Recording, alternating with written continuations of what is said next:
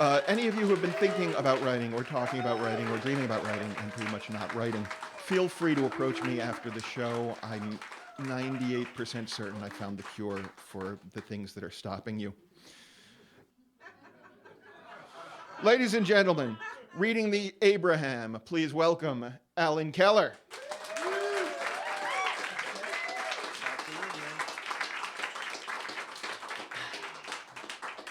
Thank you so much. I haven't been on stage since America ceased to be a democracy, so this is an incredible pleasure. The Abraham. Questioning the choice of a casket already in the ground is tantamount to questioning the location of a skyscraper at the ribbon cutting. But here I was at the Beth Haggadol Hamadras Cemetery, second-guessing the type of wood I selected at the casketeria, while staring down at my dad's grave. The sales mortician had gently pushed the aptly named Benjamin, with its satin-stained Appalachian oak, velvet interior, and an eternal subscription to AOL. Instead, I chose the more modest, actually the most modest, Abraham, a hand-hewn, unpainted box stuffed with wheat straw. My old man used to brag about using a water pick as a home colonic, so I didn't think he'd feel too self-conscious crossing the pearly gates with a few pine splinters. Yitgadal v'yitgada shemei rabah, bi'alma divarach hiute. As a rabbi recited the Kaddish, the Jewish equivalent of, "That's all, folks," I couldn't help notice my family had now as many people below ground as above. And that trend was never going to change in our favor. Hell, my mom's name was already etched in marble next to my dad's. And she was standing next to me. Knowing her, I'm surprised she didn't jump into the hole right then and there to save us the trouble of coming back to this god-awful place in the future. This was a woman who once dropped me off at a concert and waited 6 hours in the car while I watched Pink Floyd, Aerosmith, and Cheap Trick. V'yam liach malchutei v'chayechon u'v'yomechon u'v'chaye dechol beit Yisrael. The first Keller to put down roots here was just 12 feet away from me. Her simple pink granite tombstone read Susan Keller, 1951 to 1954. Susie died from pneumonia a decade before I was born. If I hadn't accidentally found her hand-colored portrait in my parents' closet when I was 12, buried beneath a stack of Life magazines, I may have never known she existed. When I asked who the pretty little girl was posing next to a hobby horse, my mom sprinted from me like she'd been perched on her starting blocks for 20 years, just waiting for someone to raise the topic so she could run away from it. I would never bring up Susan Keller again. It would take my mom a half century before she could talk about her firstborn without feeling waterboarded. Yehesh Shemei Rabbah Mivarach Leolam U'almei Almaya. Did I have that with is that a British accent in there?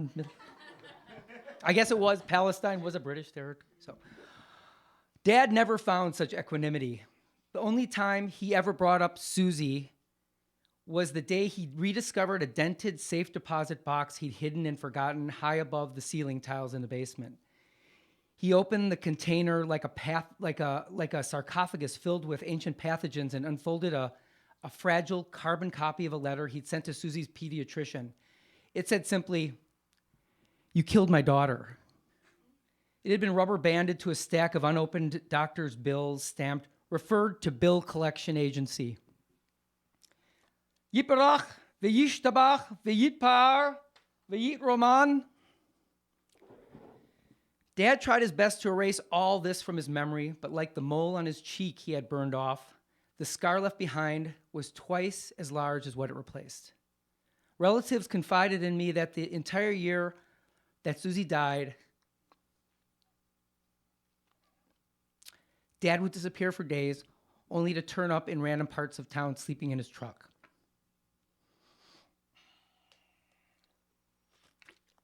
As far as I know, this would be the first time he'd been back to the cemetery since her funeral. I imagine over the years he rerouted many trips around Milwaukee to avoid going near the place. As of today, he'd never leave again. V'yit naseh, v'yit chadar, v'yit halal, v'yit halal, shemei dekudashal beriach hu. By the middle of the prayer, my eyes began to water like a backed-up toilet. The mournographers, people who disappear from the lives of the sick only to return at their funerals for the buffet, thought I was crying. Actually, I was tearing up because the tiny tinfoil sun perched in the frosted sky was strafing us with precision glare like a sniper. There was no place for my innocent retina to hide from the prismatic shrapnel ping-ponging off the faceted icy spackle winter had sloshed everywhere. Very conversational. I turned around to see if everyone was having the same problem I was, but the mournographers' melancholy faces smeared across my vision like Francis Bacon portraits. Birchata v'shirata tushbechata. It didn't help that I was so fucking tired. Not sleep-deprived tired either. Anemia tired. Chloroform tired. Carbon monoxide tired. The tired you feel before you slip into a coma. The tired you feel in a dream, not the tired that gets you to one. I'd been having bad dreams ever since my sister Ray Ellen got sick in 1998. I would bolt up in the middle of the night, eyes open, screaming in silence. Help! Help! Help! Feeling like an embryo trying to communicate with the world through an ultrasound.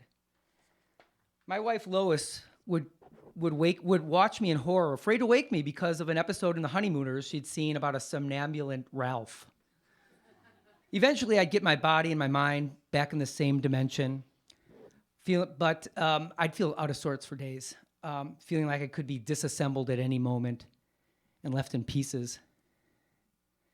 V'nechemata de'amiran be'alma v'imru. Milton would be the third Keller buried at Beth Hagedal. In a way, he'd be buried twice that day. Once beneath 2 tons of dirt, and the other beneath 2 tons of grief. Grief meant for someone else. Like a guy whose birthday is on Christmas, hardly anyone at Milton's funeral was thinking about Milton. Even my wife and I couldn't help looking 4 feet to our right at a mound of moist black clay sparkling with ice crystals where we buried Ray Ellen less than 2 months before. Ray's death was the kind of detour that never leads you back to where you were going. My entire family got lost that day. Tom, my brother-in-law, and her high school sweetheart was so inconsolable, he left her grave unmarked for well over a year. A while later, the picture of Ray Ellen carved into the marble on her tombstone would be defaced by neo-Nazis, returning her to anonymity for another year. Ray Ellen was killed by multiple myeloma, a cancer that corrupts plasma cells and turns bones into china. Overnight, she went from being a perfectly healthy 43-year-old woman to being rushed to the hospital to have an emergency spinal fusion before her cervical cord collapsed.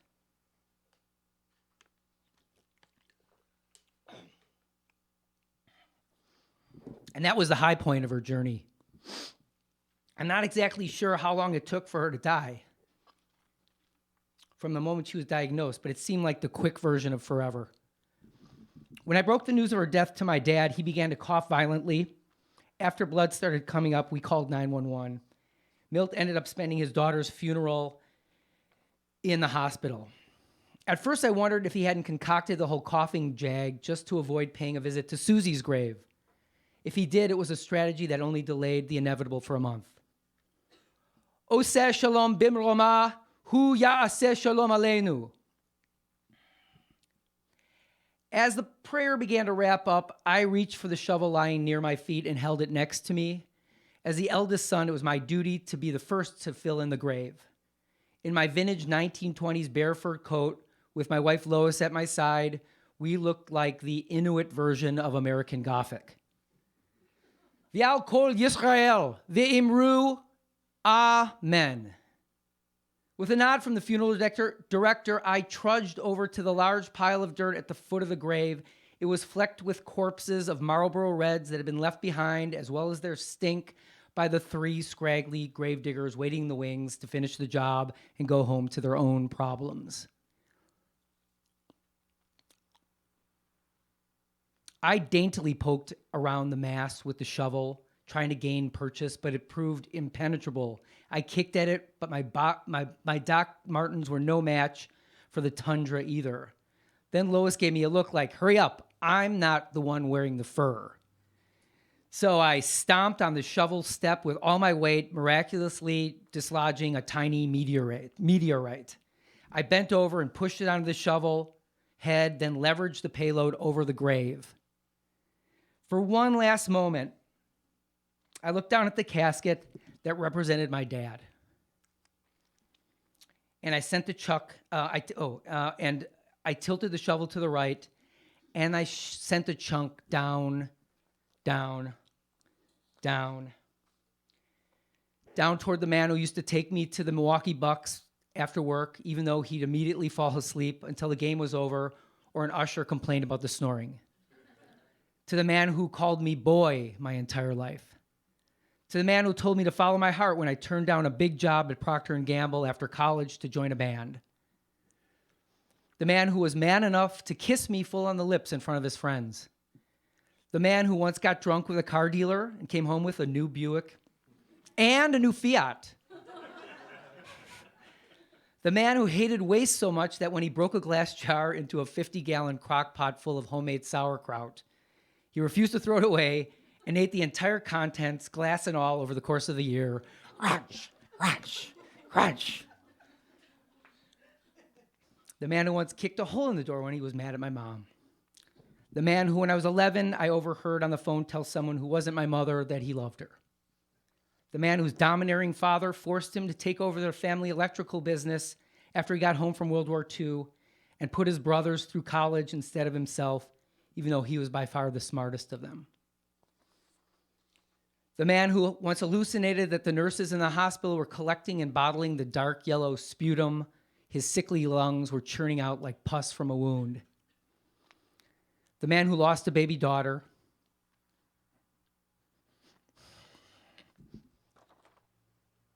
And buried it deep inside where it couldn't be touched. The man whose death at 75 was an inconvenience to his son, who was still grieving his sister. Crack! It sounded like the earth had broken a rib. Lois and I looked down and saw that Milton's Abraham casket had been cleaved in two, exposing his arms and his legs and his head. I looked at my wife. Oh, yeah, and so he was there, lying there in a pile of shattered wood, like we're about to barbecue him. I turned to the funeral director and I went, "Ugh!"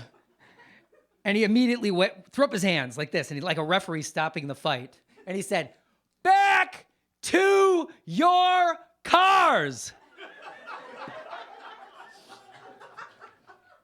That's when someone hit the slow-mo button on my memory. I remember walking to the parking lot, totally dazed. I looked over at my wife, Lois, and she was laughing hysterically. I turned face forward, and I looked over at Lois again, and she was crying hysterically. I turned over to this side, and the gravediggers were throwing dirt on my dad's face. I again grunted, "Ugh!"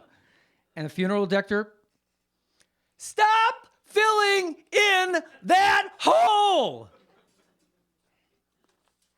They dropped their shovels in unison. They didn't care. They were hourly. They just lit up 3 more Marlboro Reds and expelled a crematorium's worth of smoke into the air. Lois and I somehow got back into the car and just sat there staring at the frosted over windshield. 1 minute, 2 minutes, 3 minutes, 4 minutes. 5 minutes later, I started the engine, cranked the defrost, and waited and watched the Pangea of ice on the glass slowly melt and break apart into tiny islands so I could see. And then Lois said, "I told you to go with the Benjamin." Thank you.